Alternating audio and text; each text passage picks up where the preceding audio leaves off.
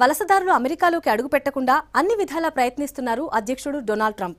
7 ముస్లిం దేశాలపై ban పెట్టిన ఆయన లేటెస్ట్గా గ్రీన్ కార్డుల సంఖ్య సగానికి తగ్గించాలని భావిస్తున్నారు.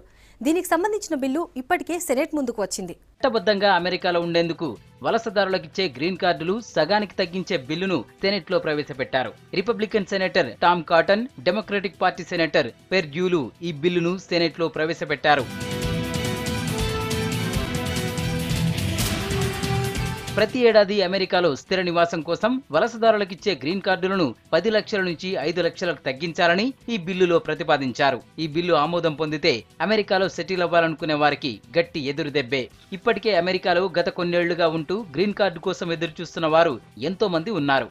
ఇప్పుడు ఈ బిల్లు ఆమోదం పొందితే వారందరూ ఇబ్బందులు పడక తప్పదు.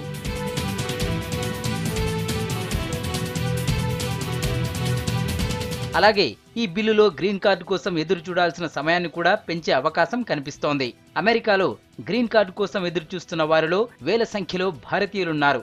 ఒకవేళ ఈ ప్రతిపాదన సెనెట్లో ఓకే అయితే ఇక అమెరికాలో స్థిరపడడం కష్టమనే చెప్పొచ్చు.